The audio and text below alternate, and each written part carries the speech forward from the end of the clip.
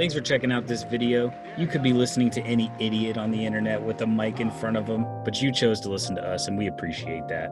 We're sending you a virtual hug. If you have any trade questions or start-sit questions, leave a comment. Justin or myself will definitely respond, or maybe even both of us will respond. If you like the video, drop us a like, comment, sub. You know the drill. Welcome to A Tribe Called Fantasy with your hosts, Greg and Justin. Check the description for players that just didn't make the list this week, and leave us a comment if we forgot anyone on the list. At number 45, we have Brandin Aiyuk, the rookie wide receiver on the 49ers. Hopefully with Deebo Samuel coming back, maybe it takes some pressure off of Brandin Aiyuk and he can play a complimentary role in that offense, but he's definitely limited by quarterback play. Hopefully Jimmy G comes back better than ever. We will see. At number 44, we have Marquez Valdez-Scantling. He had a bye last week. Week 4, he had 4 catches for 45 yards on 8 targets. Definitely we're hoping for more, but this week against the Bucs should be a pretty solid game. I think he'll bounce back, especially with Allen Lazard out. At 43, we have Travis Fulgham. Last week had 10 catches for 152 yards and a touchdown on 13 targets. That sounds insane. Eagles are taking on the Ravens, so definitely a more difficult matchup. But in a team that is just desperate for wide receivers, he's clearly the number one target on that team at the moment. Absolutely, and it's crazy. Alshon might be coming back, should be coming back, but even still looks like he has a role in this offense. Coming up at number 42, we have the man that's on fire, the myth, the legend, Chase Claypool. 7 catches for 110 yards, 3 touchdowns on 11 targets, and also ran it in for another touchdown. It's just absolutely crazy. I think he's going to have a pretty solid week. Diontae Johnson is supposed to come back. They're playing the Browns this week, so can be thrown on. Not that the Colts showed us that. But I got a question for you, man. Riddle me this. Hit me, DJ. If you're a Canadian man, which I'm not. Which you're not. You're a little white boy from Atlanta. 5'4". It's 5'3", I think it was. But yeah, say you're a Canadian man. You're 6'4". Hey. You run a 4.4 40. It's a lot of fours. And you have a 40-inch vert. Even more fours. And your favorite Jay-Z album is 444? Exactly, man. Dude, let me say it, please. Sorry. Can I finish? Yeah, go ahead. But is Mapletron a cool name? Do you like that nickname? I think it's a dope-ass – I think it's a dope-ass nickname. If I'm Chase Claypool, do I think it's a dope nickname, or am I answering it from my perspective? I guess from your perspective. I think Chase Claypool made it up. No, that makes it so much lamer. I'm almost positive that's what he said he wanted to be called. Maybe he didn't make it up, but he definitely signed off on it. Okay. I think it's a sick nickname. I agree. I love it. He's a monster. And, I mean, anytime you can compare yourself to Megatron. Yeah. Also one of the best nicknames. Also, I mean, we could do a whole video talking about how fucking awesome Calvin Johnson is. Yeah, true. I thought you were going to say on nicknames. That too, but... Man, yeah, Mapletron, look for him to keep riding the high, but with Diontae Johnson probably coming back, he got hurt early in that game. I'm not expecting to ever see that 4-touchdown game again, to be honest, but congratulations if you are one of the 3% of people that started him. At 41, we have Cole Beasley, who just came off of a loss to the Tennessee Titans. Had a pretty productive day at the office. I mean, he's just a steady target machine for Josh Allen. He's going to consistently get work. John Brown has been struggling with injury, so I think we see Cole Beasley kind of be that safe slot wide receiver. Had 6 receptions for 53 yards. Decent day at the office for Cole Beasley, kind of giving you that floor that you're looking for. Absolutely. Coming up next at number 40, we have N'Keal Harry. They're coming off a bye. Had a pretty decent week in week 4 because of the touchdown. 6 targets, 3 catches, 21 yards, and a tutty. Hopefully Cam Newton's back. I don't know if this is going to be the shootout that you're expecting, but I do think he is probably the second best wide receiver on that team, and he's definitely worth recognizing. At 39, we have Corey COVID Davis, contracted the virus, went out of his way to get it, wanted to spread it, but they wouldn't let him. So he didn't play against the Buffalo Bills. Hopefully, well, he should be out on the field against the Texans, playing second fiddle across from A.J. Brown. And I think he kind of plays a better game when he's in that sidekick role. Yeah, I agree. The thing you got to worry about is JuJu Smith. Is he the second receiver on that team now that A.J. Brown's back? Still yet to be seen, but dude's a beast. And they're definitely a team that wants to run the ball first. Absolutely. But they've proven that they can pass it too. God, man. Ryan Tannehill, pretty steezy. Yeah. Yeah, we saw him do a little bit of a layup into the end zone on a scramble. Yeah, almost broke his knee, but looked very unathletic on the landing. We'll let that one slide because coming up next, we have someone that is athletic. At number 38, Deebo Samuel. That was a nice transition. Man, I really worked on that one. Nice. Week 5, 2 catches, 19 yards, but he did have 8 targets, and their quarterback play was probably the worst I've ever seen Jimmy Garoppolo play. If you're getting benched for C.J. Beathard, I don't even know if I said his name right. I think it's C.J. Beathard. Beathard? I don't know. So yeah, I think you are right. You definitely pronounced it wrong. But I don't know that I said it right either. I added an F. There's no chance there's an F in there. But it's fitting. Yeah, Deebo Samuel should be the wide receiver number 1, but the second pass catcher. Dude's good, but is the quarterback play there? That's the real question. Next on the list at 37, we have Jerry Jeudy. Just a talented rookie. Patriots is going to be a tough matchup. They're going to find ways to try and shut them down. I think that with this poor, just shit quarterback play, it's going to be hard to get him the ball. But if he gets the ball, he'll have some good looks in the red zone, and he'll have some opportunities to do some special things when they're probably going to be playing from behind. And at number 36, we have T. Higgins coming off an 8-target game, 4 catches, 62 yards. They are taking on the Colts. Could see a pretty solid game. A.J. Green is banged up. He's not likely to play, which doesn't mean shit. A.J. Green would not have seen this list, will not see the list again until he drops 40 because he's a disappointment. He's a shadow of himself. But T. Higgins, real good rookie, one of the 55 wide receivers taken in this draft class that just looks like they're going to be a steady talent in the league for years to come.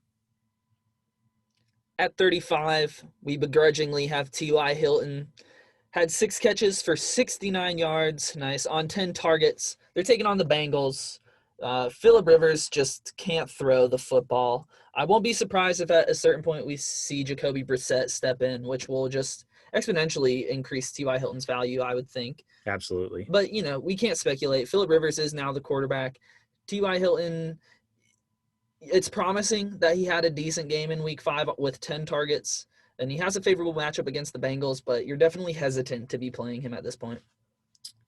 And up next at number 34, we have Michael Gallup. Week 5, coming off a 4-catch, 73-yard game on 4 targets. Caught all them boys. They're playing the Cardinals. Pretty soft matchup.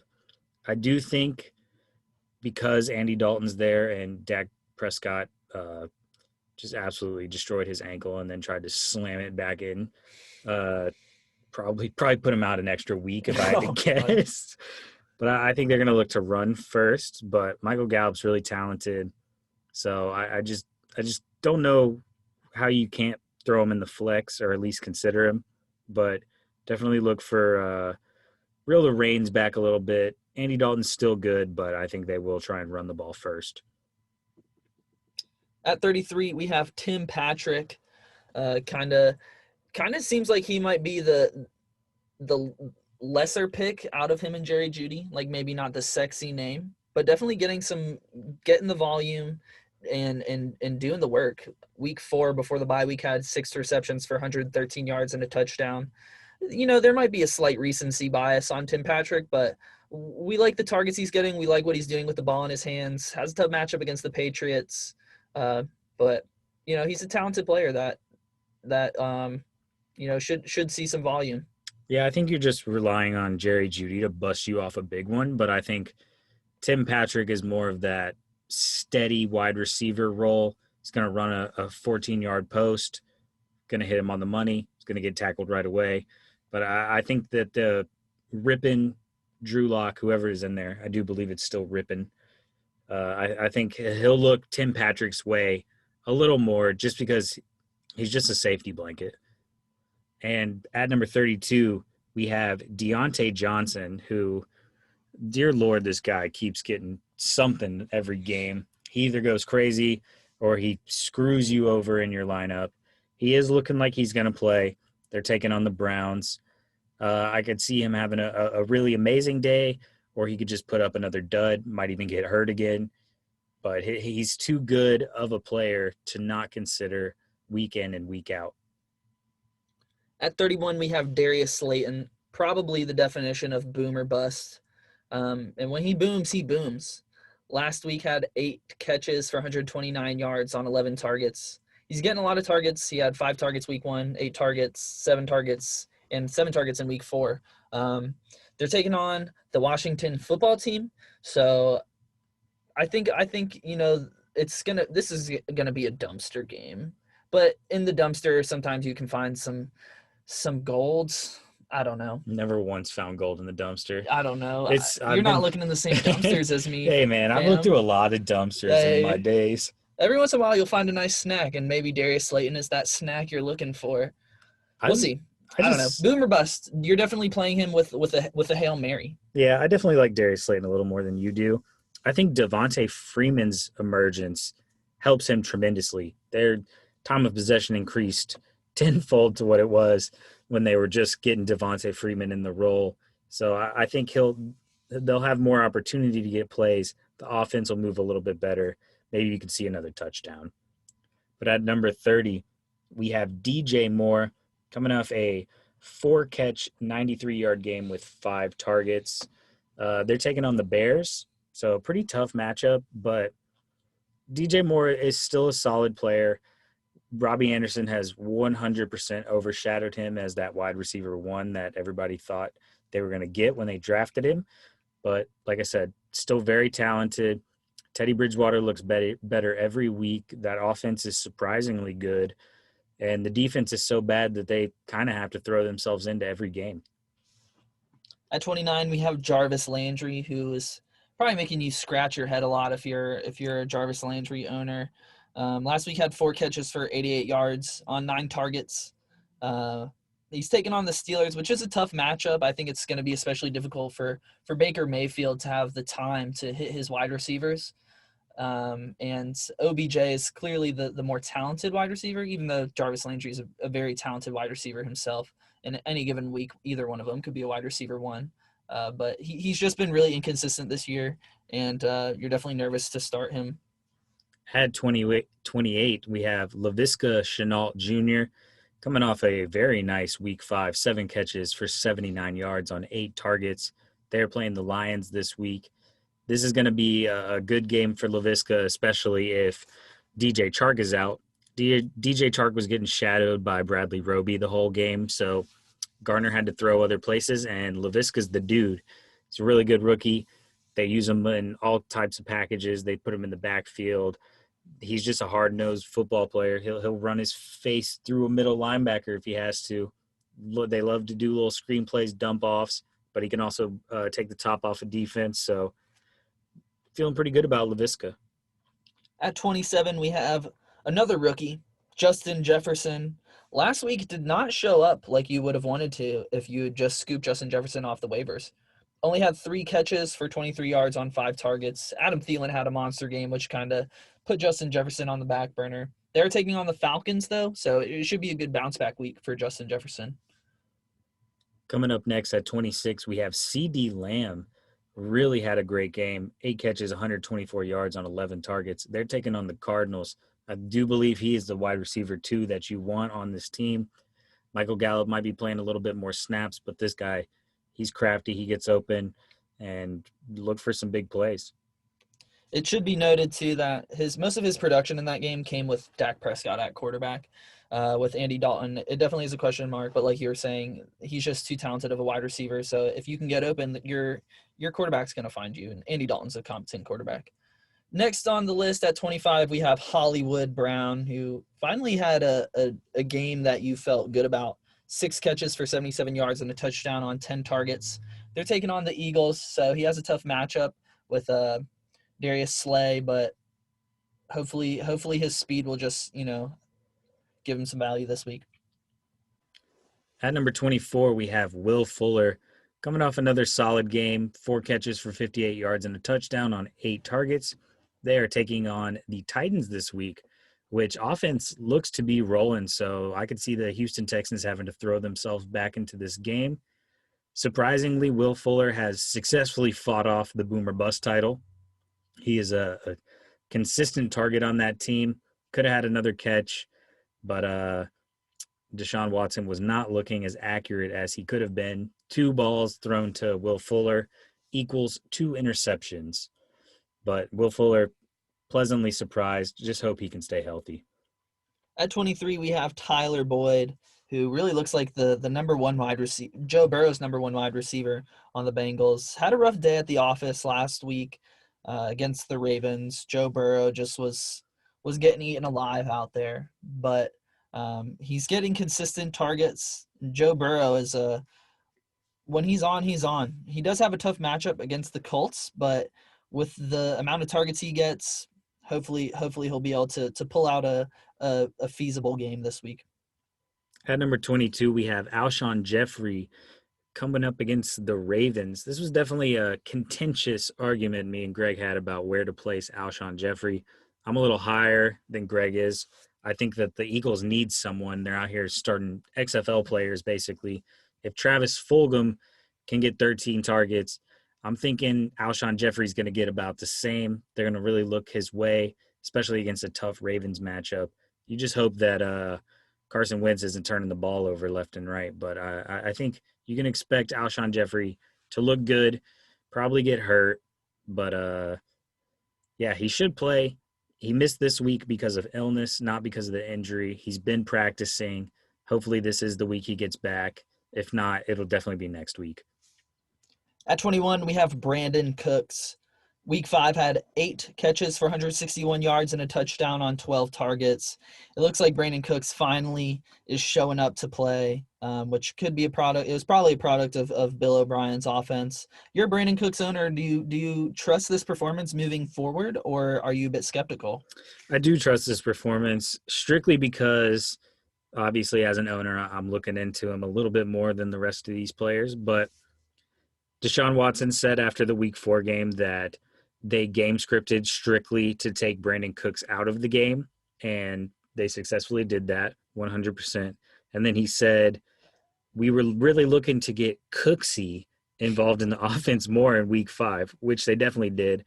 I love the little nickname. So cute. These guys are adorable. But, yeah, 12 targets, man. That's nice. Brandin Cooks is an elite wide receiver. I don't know if you're going to expect that again, but I think looking forward into the season, he's definitely on the uptrend. And coming up next at number 20, Terry McLaurin, coming off a pretty stinky week for his metrics. 3 catches, 26 yards, 7 targets. It's really tough because if it's Alex Smith, if it's Kyle Allen, you just don't know if he's going to be the guy that he was with Dwayne Haskins, who doesn't even know how to go through a read progression, was just like, hey, where's Terry McLaurin? And then would throw him the ball. So Spot on Dwayne Haskins, by the way. Oh, man, I heard him talk a lot, so I've been practicing the I know impression. his voice very well. Yeah, man. It's Dwayne. It's It's Dwayne Haskins. Yeah. Me and Listen to A Tribe Called Fantasy. Me and Dwayne Haskins, we go back. Oh, yeah, you go back to your Mississippi days. Yeah, he's from Mississippi for sure. 100%. Yeah. To be fair, though, in Week 5, he had a pretty rough day against Jalen Ramsey, which we kind of expected. But looking forward, it's just kind of a question mark. Still a great player at the end of the day. Will have production, but is he going to see the production of old? We'll find out. At 19, we have Robert Woods. Just a safe play every week. Had 4 catches for 71 yards and a touchdown. I think he busted off a fat one, which kind of saved his fantasy day a bit. But next week has the 49ers. If you have Robert Woods, you feel good about playing Robert Woods every week. Up next at number 18, we have Odell Beckham Jr. Week 5 catches, 58 yards, 9 targets. Definitely didn't have that 3-touchdown game. That's a dub for me. Me and Greg, we had a little bet there. You can thank me later. They're playing the Steelers. It's going to be a tough matchup. I think the Steelers are going to probably put a hurting on them at first. But it's a division game, so you really never know. I do think that they will have to throw the ball in this game. And when you have Odell Beckham, why would you throw to anybody else unless their name is Jarvis Landry? Yeah, they got weapons everywhere. It's crazy. At 17, we have Julian Edelman. Cam Newton's going to be back at quarterback. They're taking on the Broncos. Julian Edelman is just a safety net. He was Tom's safety net. Now he's Cam's safety net. He was looking a bit hurt last game. It was noted that he was actively avoiding hits while he was playing, but Julian Edelman is just kind of an Iron Man, and he's just going to go out there and do his job every week. At 16, we got JuJu Smith-Schuster. He had 4 catches, 28 yards, 5 targets. Very disappointing week, but also, like we said, Darius Slay's no joke. Eagles run man-to-man pretty much every single play, every single game. So kind of a tough matchup there. But against the Browns, the secondary does look good, but they don't have any shutdown corners like the Eagles do. I expect to see him bounce back a little bit, although I'm not feeling it with the emergence of Chase Claypool and Diontae Johnson. I just don't think Juju's going to be that top 10 that you were really hoping for. At 15, we have Davante Parker. Last week had 2 catches for 50 yards on 3 targets, so maybe a bit disappointing. I mean, he had the yards he had 50 yards on 2 catches, so they're taking on the Jets, so it is a nice matchup. And I mean, Ryan Fitzpatrick is slinging, so Davante Parker is going to be a solid wide receiver. We'll see the switch to 2 at some point, but as long as Ryan Fitzpatrick is back there, Davante is going to be a fine play. I don't think we'll see it this year. I don't know why we would. I don't want to see it, man. I'm a huge Ryan Fitzpatrick fan. Yeah. We love you here, Ryan. I know you're listening. Yeah, for sure. Throw us some love. Tweet us out. Go ahead. All right. Up next, at number 14, we have Robby Anderson with a Y. We have successfully spelled his name wrong for multiple weeks, but we fixed it this week. I think we're right still. I don't care. We'll check the birth certificate later. I'll hit him up. Week 5, 8 catches, 112 yards, 13 targets. This guy is a monster, and Teddy Bridgewater loves to throw him the ball. You did a good scoop, boys. However you got him, whether it's waiver wire, late round draft, he's a monster. They're taking on the Bears, so it's definitely a tough matchup, but Robby Anderson is an absolute beast and will continue to be so throughout the year. Man, it's amazing what not being on the Jets will do. You know what I mean? Amen, brother. I'm glad I'm not on the Jets anymore. Yeah, I'm sure Le'Veon Bell is too. Oh, yeah. News drop. We should have said that in the running back video. If you haven't seen the running back video, feel free to go ahead. Link in description. At 13, we have Cooper Kupp. Do you like that plug? That was good. Thank you. At 13, we have Cooper Kupp. Now I got to put the link in the description, but it's cool. At 13, we have Cooper Kupp. Last week had 8 targets, 5 catches for 66 yards. So close. Only 3 more yards, and we had that sweet 69, baby. Nice. Match that week 4 yardage. Didn't find the end zone, but Cooper Kupp's going to do good one week. Robert Woods is going to do one week. They both have solid fantasy outputs every week, but Cooper Kupp is definitely the preferred target. Has a decent matchup against the 49ers, so Cooper Kupp is just a solid player week in and week out. Yeah, very, very solid white boy. That's for sure. Coming up next, at number 12, we have Mr. A.J. Brown, finally back. He had a very solid game, 7 catches, 82 yards, and a touchdown. Definitely was missing him in the offense. Ryan Tannehill loves this man, and for good reason. They're taking on the Chiefs, so I expect another shootout. I think you can expect big things from A.J. Brown. You're just happy he's back. You drafted him pretty high. He's delivering, and I'm proud of you, boys. At 11, we have Stefon Diggs, who is just going off on this Bills team. Against the Titans this week, had 10 catches for 106 yards. I mean, Josh Allen is just happy to have some weapons. John Brown is a good offensive weapon too, but he's definitely not Stefon Diggs. Stefon Diggs is an elite wide receiver. It makes it even more impressive that he wasn't getting looks at the Vikings because Adam Thielen is just that good. Yeah. Which, I mean, it just goes to show that Stefon Diggs, Adam Thielen, they were underrated for a reason, and they're some monsters. Speaking of underrated, we got Smooth Kenny Galladay coming off a Week 5 bye. They're taking on the Jags. Going to be a pretty solid matchup this week. Lions need some wins. Matt Patricia's job is on the line, but I think you can expect some good things from Kenny G. Hopefully Matthew Stafford doesn't break his back again. At number 9, we have Amari Cooper, who did his Amari Cooper things where he just, he was looking really solid. Weeks 1 through 4 was a number 1 wide receiver, and then all of a sudden just disappears. Man, Week 5 had 2 catches for 23 yards. That's a great Vegas show. David Blaine followed up by Amari Cooper. Disappearing act, Amari Cooper. I mean, that being said, we see Amari Cooper bounce back from these just abysmal games time and time again. So you just got to roll with the punches on Amari Cooper. There's definitely some hesitation with the quarterback change, but he's definitely the most talented wide receiver on that team. That could be argued in the future, but as of now, I think it's safe to say that Amari Cooper's that wide receiver 1. Yeah, I think the red rifle will be looking his way. Up next, this is our boy. This is like our prized possession here. Number 8. We feel strongly about this guy every week. Nobody else really does. Mutually as well. Yeah, that also doesn't normally happen. But yeah. At number 8, Jamison Crowder, the only guy worth a damn on the Jets, coming off just another monster. What about Joe Flacco? A bit of a joke. Fuck Joe Flacco. We did forget Frank Gore, our other favorite player. Oh, yeah, man. Bummer. Coming off another huge game, 8 catches, 116 yards, 10 touchdowns. This guy's fucking incredible. Oh, my God. 1 touchdown, 10 targets. They're taking on the Dolphins, whose defense is pretty solid, but they're going to force the ball to Jamison Crowder because they can't move it. They can't do anything without Jamison Crowder. I feel bad for Jamison Crowder. Get yourself on another team. Request a trade. Get cut just like Le'Veon Bell. Do anything to get away from the New York Jets. Chances are, if you clicked on the video this week, you may also be a Jamison Crowder stan because he's in the thumbnail. Hopefully. Nice. So we're really going in on Jamison Crowder this week. Yeah, he just gets disrespected. Some of these other top 10s, they'll throw him at 20. They'll throw him at 17. It's asinine. The guy has yet to go under 100 yards a game and has had double-digit targets in all 3 of the games he's played. And I think you can expect similar production throughout the season. At number 7, we have Mike Evans. The Bucs are taking on the Packers. Should be a really fun matchup. Last week had 5 catches for 41 yards and a touchdown. Chris Godwin has been out with his injury, and Tom Brady has been looking Mike Evans' way.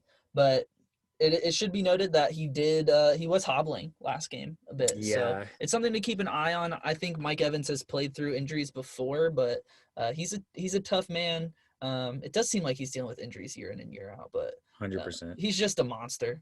I mean, if he's playing, you're gonna get some touchdowns from Mike Evans. He'll get a shot for it, just as long as it's not in the lungs. Coming in at number 6, Calvin Ridley, coming off another good game, week 5, 8 catches, 136 yards on 10 targets, bouncing back from his abysmal week 4 that we can put all the blame on Matt Ryan because we live in Atlanta and we know Falcons football. Amen. Rise up.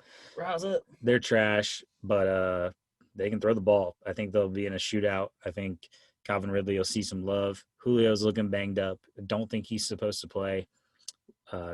Don't actually know right now at this point. It's kind of up in the air. This is Tuesday night, so we will see. But even if he plays, this guy's a monster. At number 5, we have Tyreek Hill, who his numbers are like he had the opportunity to have just absolute monster numbers in week 5, and he had some decent numbers. Had 3 catches for 78 yards on 6 targets, but 3 carries for 15 yards and a touchdown. They're taking on the Bills. I think it's going to be a high-scoring game, and with Sammy Watkins out, I think we'll see Tyreek Hill get the ball even more than he was already getting it. Up next at number 4, we have Adam Thielen, the best white boy in the league. Week 5. Yep, that's where we're at. I was thinking about whether he was the best white boy in the league. Travis Kelce, probably. Travis Kelce's the coolest white boy. Does Travis Kelce count as a white boy, though? 100%. I guess. But he's just like, I don't know, too much swag to be white. Too much swag. I mean, Harrison Smith's got the drip. Coming in at week 5, though, 9 catches for 80 yards, 2 touchdowns on 13 targets. This guy just gets peppered with targets every week. You never know what Kirk you're going to get, but you know Adam Thielen's going to produce. How do we forget about Aaron Rodgers? Easily the best white boy in the league. He's not a boy anymore. He's a man. Do you know what I mean? You're goddamn right. Amen.